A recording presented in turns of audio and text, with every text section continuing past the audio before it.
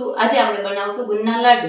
ગુંદના લાડુ બનાવો તમે કાજુ બદામ અને કાચો ગુંદ અને ગોળ અને ઝીણું ટોપરું લીધું છે। હવે આપણે એને દળી લઈશું। આપણે દળી લેશું એને।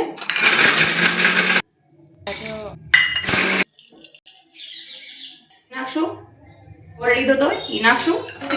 કમર દુખતી હોય તો સ્પેશિયલ આ બનાવજો ચોક્કસ તમને રાખવાના। બસ ગોળ એક રસ થઈ ગયો। પાક દમ લેવાનો નથી, ખાલી એક રસ ગોળ થાય તાવ દેશું નાખશું એટલે ગોળ ગળશે ફૂટી જાય અંદર। કાજુ બદામનો ભૂકો કર્યો તો એ નાખી દઈશું। કમરના દુખાવામાં ખૂબ જ રાહત મળશે બહેનો તમને। આ જરૂરથી ટ્રાય કરજો। ટોપરું નાખી દઈશું અને સરસ રીતે મિક્સ કરી લેશું। આમાં લોટ આપણે ભાખરીનો લોટ નાખવાનો નથી, ગુંદ ઓછું લાગે તો તમે નાખી શકો। તો એના લાડુ વાળી લેશું। આ રીતે લાડુ વાળી લેશું અને ઉઠીને ચોક્કસ ખાજો તમને।